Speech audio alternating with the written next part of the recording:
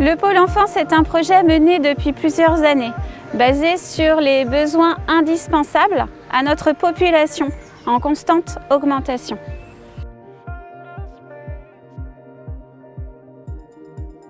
La création d'une commission Pôle Enfance a été créée aux environs de la fin 2014. Notre objectif était de construire un bâtiment assez important pour répondre au mieux aux besoins des élèves.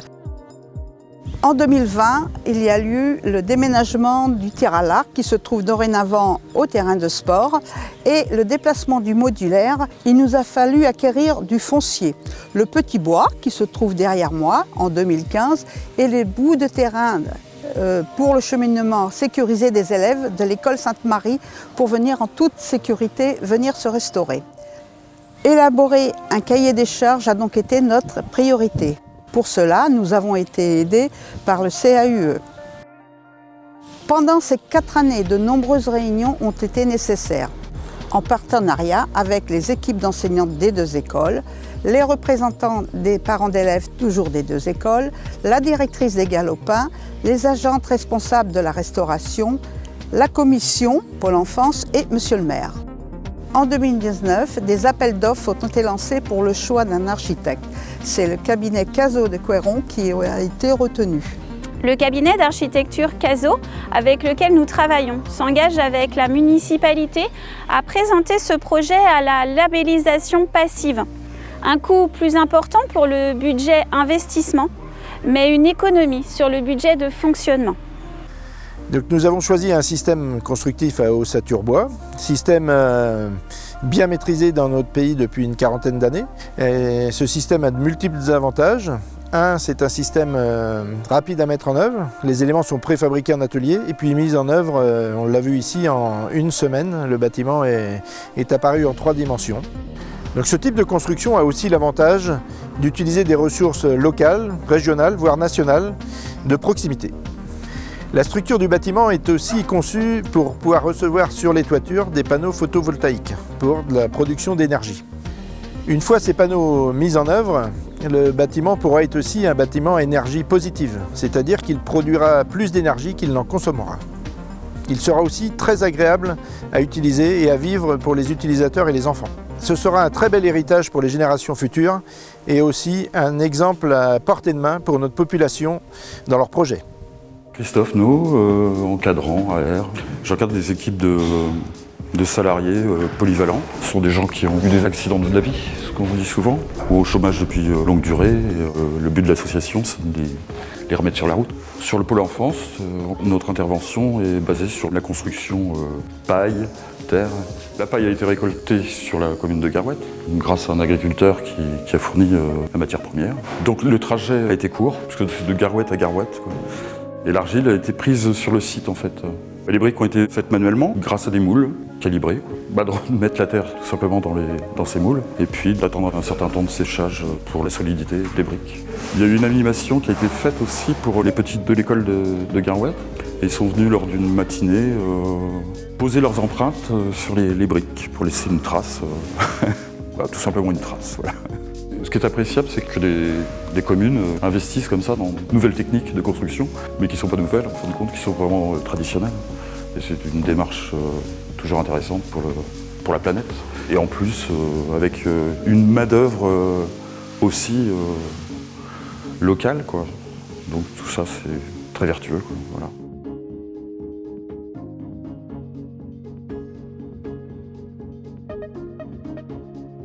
Le conseil municipal a fait le choix d'une cuisine centrale avec fabrication sur place, des repas, avec une restauration en self pour les élémentaires et un service à table pour les maternelles.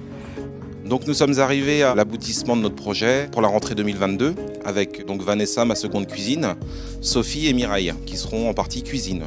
Le plan alimentaire de la commune travaillait depuis 2 ans avec la commission restauration en privilégiant des produits locaux et de circuits courts. Nous travaillerons également avec la commission des parents et des enfants pour l'élaboration des menus. Nous avons également dans le projet la société In Situ qui nous proposera des composteurs. Donc tous les déchets alimentaires de la cuisine seront mis dans ces composteurs. Le conseil municipal des enfants s'est vivement impliqué dans le projet en soumettant une idée pour le pôle enfance. On a 300 serviettes jetées par jour. Il y aura des caisses en attendant qu'on ait des porte-serviettes minéraux en tissu pour les 3 écoles. Dans le projet du Pôle Enfance, les enfants sont bien sûr au cœur et l'essentiel pour eux sera évidemment l'apprentissage du goût et des saveurs. L'accueil périscolaire et le centre de loisirs feront partie aussi de l'aventure et une salle de motricité pour l'école des Trois Chênes. L'avantage pour l'école, c'est la proximité, puisque les enfants n'ont pas à se déchausser et vont directement avec leurs chaussons dans la salle de motricité. Ça nous fait gagner un temps considérable. La grandeur de la salle de motricité par rapport à ce qu'on avait avant, on peut organiser plus de types de jeux pédagogiques. Et puis l'après-midi, elle est même utilisée par les élèves de l'école élémentaire. Les enfants ont accès au Pôle Enfance directement par ce chemin qui donne accès à l'école juste ici. Et puis le restaurant scolaire à proximité, c'est aussi très bien pour l'école puisqu'il n'y a plus à traverser de route, il n'y a plus à aller sur les trottoirs. Donc au niveau de la sécurité et de la proximité, on est gagnant. Il y avait une demande forte des familles de l'école par rapport au retour à une restauration artisanale. Je pense que tous les parents de l'école sont ravis qu'on ait pu revenir à une restauration faite par un cuisinier sur site avec des produits locaux.